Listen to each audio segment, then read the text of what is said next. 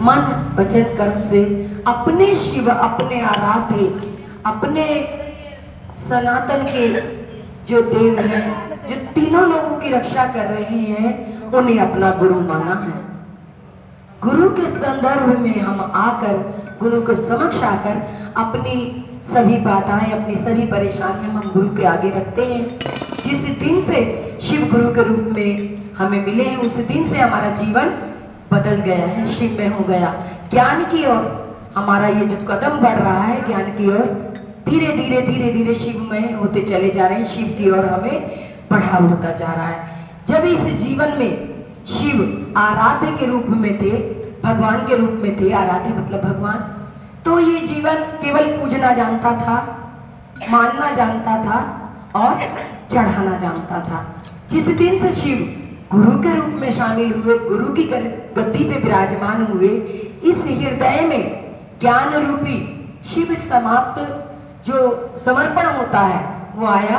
अनजान परेशान हर व्यक्ति के लिए हमने दया मांगनी चालू की, हमने जोड़ना चालू किया, हमने बताना चालू किया।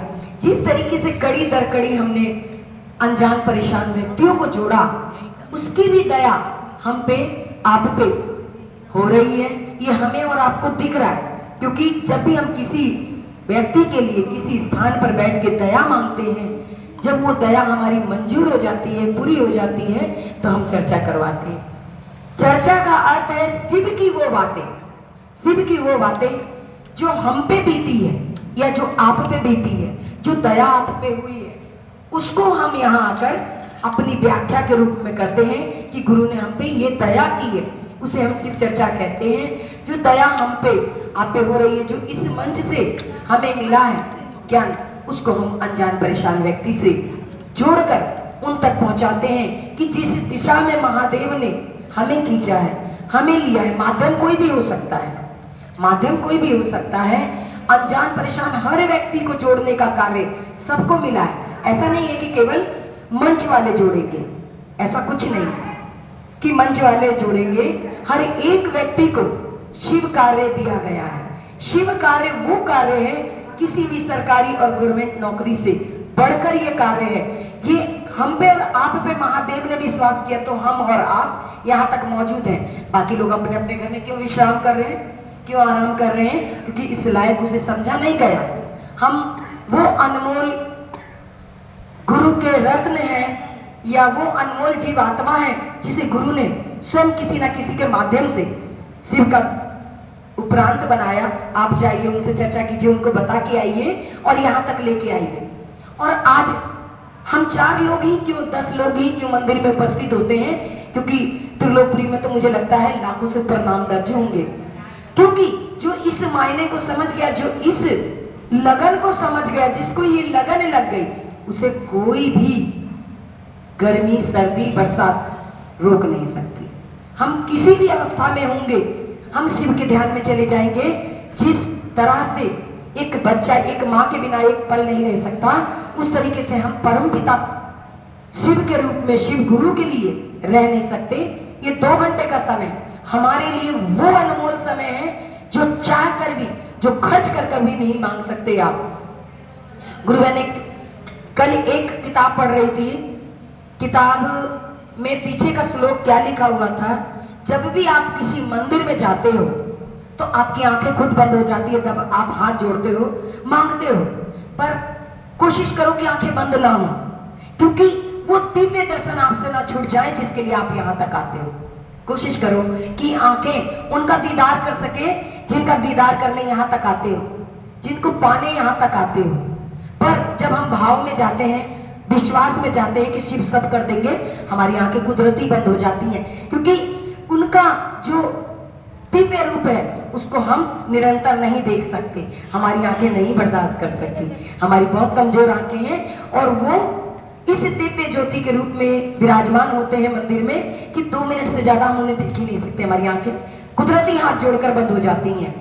हम उनका दीदार करने आते हैं, उनको देखने आते हैं, एक झलक के लिए मंदिर तक चले आते हैं कि आज मैं मंदिर जा रही हूँ अपने गुरु, अपने भगवान, अपने ईश्वर के दर्शन करने।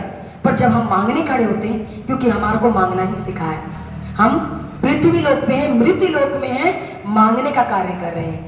और इस मांगते मांगते आज यहां तक पहुंच गए कि हम शिव के शिष्य, शिव हमारे गुरु हैं। और कुछ वो लोग यहाँ उपस्थित हैं जो शिव को लगन से, मन से और विश्वास से मानते हैं। जिन्होंने केवल बनाया और बनाकर भूल गए, वो आज भी घर में है। कहते हैं शिव की दया नहीं होती, शिव की दया नहीं होती। 2 मंगलवार से आप शिव की दया यहीं से सुन रहे हो। एक मंगलवार को आपने दया मांगी, 3 कार्य एक मंगलवार के अंदर 24 घंटे के अंदर कैसे पूरे हो सकते हैं? शिव की दया देखनी है, शिव का विश्वास देखना है तो नियम बनाओ। अगर आप सोमवार को जाते हो तो सोमवार बिल्कुल मत छोड़ो, मंगल को जाते हो तो मंगल, एक दिन तो बनाओ। चलो हफ्ते में सारे दिन नहीं आ सकते, पर जिनको अपने अपना आराध्य बनाया है, गुरु बनाया है, एक दिन पक्का करो कि नहीं मुझे हफ्ते के एक दिन। सब जगह चर्चा होती है, किसी भी दिन को एक को मानकर अपने विश्वास को उनसे टिका दो। आपको किसी के आगे हाथ जोड़ने की जरूरत नहीं पड़ेगी। जो शिव के आगे झुक गया उसी को किसी के आगे झुकने की जरूरत नहीं है। मेरे गुरु की चर्चा आज जन जन तक पहुंचाने का कार्य हर एक गुरु बहन कर रही है। साहब का सपना साकार हो रहा है, करना है। सावन मास चल रहा है, एकादशी आज है, कल है, कल से चतुर्मास लग जाएगा।